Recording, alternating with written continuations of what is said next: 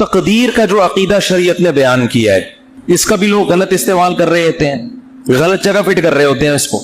ہمارا عقیدہ ہے نا کہ سب کچھ پہلے سے کیا ہے, طے شدہ, موت لکھی ہوئی, رزق لکھا ہوا, حتیٰ کہ جنت جہنم بھی لکھا ہوا ہے. قرآن نے یہ عقیدہ بیان کیا موٹیویٹ کرنے کے لیے, مایوس کرنے کے لیے نہیں. ہم کیا ہو رہے ہیں, مایوس, کہ یار جب جنت بھی لکھی ہوئی جہنم بھی لکھی ہوئی تو عمل کا کیا فائدہ, جانا تو جہاں ہے وہیں جائیں گے ہم, ٹھیک ہے. جب صحت اور موت لکھی ہوئی ہے تو صحت بنانے کا, جب ہر ایک کی عمر لکھی ہوئی ہے تو صبح جاگنگ کی ٹینشن لینے کا, بے بول لو کیا ہو گیا بھائی. جب لکھا ہوا ہے کہ یہ بندہ 50 سال میں مرے گا, تھوڑا بڑھا لیتے ہیں احتیاطاً, 80 سال میں مرے گا, ایک مثال دے آؤں, ہم کیوں جلدی مارے اس کو 30 سال پہلے, 80 زیادہ ہو جائیں گے پھر تو وہ جاگنگ بالکل بھی نہیں کرے گا, 50 ہی کر لو. فرض کرو یہ بندہ کب مرے گا, 50 سال.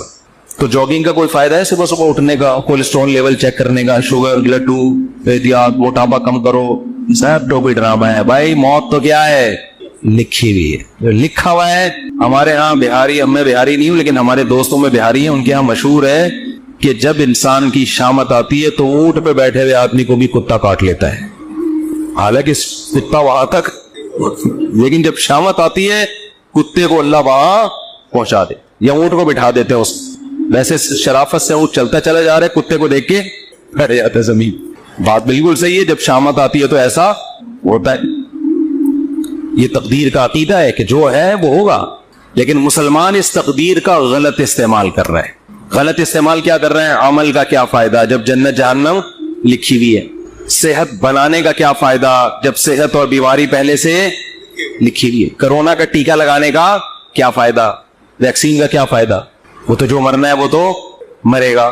اور اللہ بھلا کرے موٹاپا کم کرنے کا کیا فائدہ, بھائی شوگر لکھی ہوئی ہے تو ایک شوگر کے مریض بیٹھے ہوئے تھے ہوٹل میں, بچپن کا واقعہ ہے, وہ چائے میں چینی ڈال کے نا شہد بنا رہے, پینے لگا تو کسی نے بولا بھائی تجھے شوگر ہے مرے گا. اس نے کہا ان چیزوں سے کچھ بھی نہیں, تب تک اننا للہ ہو چکا ہوگا, مجھے غالب گمان یہی ہے. ابے انسان, ایک پھر کہنے لگے انسان کھاتا ہوا مرتا ہوا بھی اچھا لگتا ہے. میں نے کہا ابھی مر نہیں رہا نا اس لیے کہہ رہا ہے, جب مرنے لگے گا کہے گا یار نہ کھاتا ہوا مرتا ہوا اچھا لگا ہے نہ بھوکا مرتا ہوا. مرتا ہوا کوئی بھی کسی کو اچھا نہیں لگتا, اپنے آپ کو بھی نہیں لگتا. آدمی کہتا ہے میں کیوں مر رہا ہوں, تو اسباب مسلمان اختیار نہیں کرتا یہ سوچ کے کہ کیا ہے تقدیر میں گاڈ نہیں رکھتے نا علماء. بہت سے علماء کو ہم نے دیکھا ہے, اور آج کل اس کو سادگی سمجھی جاتی ہے, سمجھا جاتا ہے.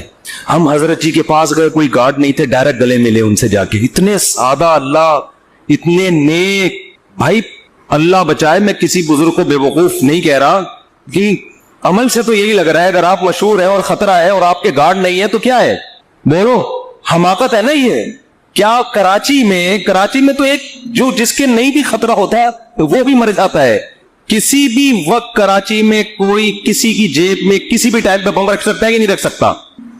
یہ آپ کو پتا ہے اتنے ہیروئنچی کہاں گئے کراچی میں, ہیروئنچی ایک دم غائب, مجھے نہیں پتا کہاں گئے, لیکن اڑتی سنی یا واللہ ہی جانے. کہتے ہیں کہ جب شروع میں ٹارگٹ کلنگ ہو رہی تھی, بم دھماکے, تو بہت سے ہیروئنچیوں کو, واللہ عالم صحیح خبر ہے جھوٹی مجھے یقین پتا نہیں ہے لیکن سنی ہے, لیکن ایک دم سے جو ہیروئنچی شارٹ ہو گئے, توبہ تو نہیں کر سکتے اتنی جلدی کہ سارے دل دڑا کے نیک ہو گئے ہوں, لیکن شارٹ ہو ایک دم سے ہو گئے. تو بعض خبریں اس طرح کی بھی ہیں کہ بم رکھ کے ان کو جہاں پٹوانا تھا کہ کسی نے پیسے کھلائے, بھائی تو یہ پڑیا لے وہاں چلا جا, وہ وہاں گیا ڈرل بندہ ہی اڑا دیا. واللہ ہو سکتا ہے جھوٹی خبر ہو. تو ان حالات میں مسجدوں میں سیکیورٹی کا انتظام بولو نہیں, اس کو اچھا سمجھا جاتا ہے آپ کے گارڈ نہیں ہے, سادگی ہے, اور ماشاءاللہ بہت نیک ہے, کوئی بھی کسی بھی وقت گلے حضرت جی سے مل سکے. بہت سے حضرت جی ایسے دنیا میں آئے ہیں جن سے جب کوئی گلے ملائے اس کے بعد دوبارہ وہ کسی سے گلے ملنے کے قابل نہیں رہے. اخبار میں آئے وہ اگلے دن, بہت سے کیسز ہیں, جو ملا وہ بھی گیا. افغانستان میں تو بہت سے امریکیوں سے, بہت سے طالبان گلے مل کے انہوں نے کباڑا کیا ہے. بہت سے رپورٹیں آتی ہیں اس طرح کی نا, وہاں سے خبریں آتی ہیں کہ وہ گلے ملے, اور وہ جنت میں بھی اب کیا کر رہے ہیں, جنت میں یا برزخ میں مغلگیری ہو رہے ہیں. وہ چھوڑ ہی نہیں رہا اس کو, کہہ رہے اب تو کہاں لے کر آ گیا مجھے. تو جب ایسے حالات ہوں تو ایسے موقع پہ سیکیورٹی کا انتظام نہ کرنا اور یہ کہنا موت تو لکھی ہوئی ہے جب آنی ہوگی آ جائے گی, یہ تقدیر کے عقیدے کا صحیح استعمال ہے یا غلط استعمال؟ اس کا مطلب علم ہے، کھوپڑی علم ہے، تقدیر کا علم، آیتیں بھی یاد ہوں گی اس کو جو لکھا ہوا ہے حدیث میں آتا ہے، رسول اللہ صلی اللہ علیہ وسلم نے عبداللہ بن عباس سے فرمایا وَعَلَمْ أَنَّمَا أَصَابَكَ لَمْ يَكُنْ لِيُخْطِئَكَ، اے نوجوان، اے غلام، لڑکے، یقین کر لے جو مصیبت تیرے مقدر میں لکھی ہے ایسا ہو ہی نہیں سکتا کہ وہ تجھے نہ پہنچے، اور جو چیز تجھے نہیں ملنے والی، جو نعمت، یہ ہو ہی نہیں سکتا کہ وہ نعمت تجھے مل جائے۔ رفعت الاقلام وجفت الصحف، تقدیر کے قلم سے اللہ نے جو لکھنا تھا لکھ کے قلم کو ہٹا دیا اور اس کی سیاہی بھی خشک ہو چکی ہے، اب اس میں چینجیں نہیں ہو سکتی، سب کچھ طے ہو چکا ہے۔ لیکن اس کے باوجود نبی کی زندگی دیکھو، احتیاط، قرآن کہہ رہا ہے نماز کی حالت میں اسلحہ اٹھا کے نماز پڑھو، میدان جنگ میں اسلحہ رکھنے کی تمہیں زمین پہ اجازت نہیں ہے۔ سب ایک ساتھ نماز نہیں پڑھیں گے، آدھے پڑھیں گے، آدھے فرنٹ لائن پہ کھڑے ہوں گے۔ وَالَّذِينَ كَفَرُوا، کیونکہ جو دشمن ہے وہ چاہتا ہے لَوْ تَغْفُلُونَ عَنْ أَسْلِحَتِكُمْ، کہ تم چند لمحوں کے لیے بھی اپنے اسلحے سے غافل ہو، اور غافل ہو کے کیا کر رہے ہیں؟ نماز۔ یہ نہیں کہ کوئی خدا نخواستہ کوئی گناہ میں مشغول ہے، اللہ کی طرف مشغولیت کی وجہ سے دشمن سے کیا ہو رہے ہیں؟ غافل، یعنی عبادت میں مشغول ہونے کی وجہ سے کیا ہو رہے ہیں؟ دشمن سے غافل۔ اس میں تو یہ ہونا چاہیے، ہم سے کوئی پوچھتا تو ہم کہتے بھائی تم اگر اللہ کے لیے اللہ کی طرف مشغول ہو نماز میں تو اللہ تمہاری حفاظت کرے گا، کیونکہ تم اللہ کے لیے، تم کوئی گناہ تھوڑی کر رہے ہو، اور اللہ نے حکم دیا نماز پڑھنے کا، تو اللہ کے حکم کو فالو کرتے ہوئے تم اگر نماز میں مشغول ہوگے تو مدد تمہاری غیب سے آئے گی، دشمن تمہاری طرف آنکھ اٹھا کے بھی نہیں دیکھے گا۔ نہ نہ نہ، اللہ نے فرمایا کہ نماز تو قائم کرنی ہے، سارے نہیں نمازی، وہ سب کو دیکھیں گے نماز پڑھ رہے ہیں، ایک ہی حملے میں سب کو قتل کر دیں گے۔ آدھے لوگ باہر ہیں، آدھے کیا کریں؟ نماز پڑھیں۔ اور اگر یہ بھی ممکن نہ ہو، مثال کے طور پر اتنی بڑی تعداد نہیں ہے مجاہدین کی کہ آدھے وہاں رہ کے دفاع کر سکے، تو اللہ نے فرمایا جماعت چھوڑ دو، فَرِجَالًا أَوْ رُكْبَانًا، انفرادی بھی نہیں پڑھ سکتے تو پیدل موقع ملتا ہے چلتے ہوئے پڑھ لو، اور گھوڑے پر موقع ملتا ہے تو گھوڑے پہ نیت باندھ لو۔ گھوڑے سے اترنے کی بھی اجازت بولو نہیں آ رہی بات میرا خیر۔ تو یہ صحابہ بڑے عام سے کہہ سکتے تھے بھائی جو لکھی ہوئی ہے وہ تو آ جائے، ہم تو نماز میں مشغول ہیں۔ ہمارے حضرت کے ہاں پہرا ہوتا تھا نماز کے دوران، جب حضرت نماز پڑھاتے تھے ممبر پہ گارڈ آ کے کھڑا ہوتا تھا، ایسے ریپیٹر لے کے یوں دیکھ رہا ہوتا تھا۔ تو بہت سے لوگوں نے حضرت کو لکھا یہ کون سا اسلام ہے؟ نماز میں ہم اللہ کی طرف مشغول ہیں اور محراب پہ ممبر پہ کون کھڑا ہوا ہے؟ گارڈ کھڑا ہوا ہے۔ نماز کے دوران یہ کیا ہے؟ حضرت کہ نماز کے دوران نہیں بم پھٹ سکتا کیا؟ نماز کے دوران کوئی نماز توڑ کے نمازیوں پہ فائرنگ نہیں کر سکتا۔ یہ کون سی کتاب؟ یہ تو کسی کتاب میں نہیں لکھا کہ جی اللہ نے کہا ہے کہ جب تم نماز پڑھو گے تو نہ بم پھٹے گا، نہ کوئی دہشت گرد اندر داخل ہو سکتا ہے، اور تم سب سجدے میں ہوگے تو فرشتے تمہاری حفاظت میں نہ قرآن میں بھی نہیں لکھا، نہ حدیث کسی کتاب میں نہیں لکھا۔ یہ بہت سے مسجدوں میں بم دھماکے نماز کے دوران ہوئے ہیں۔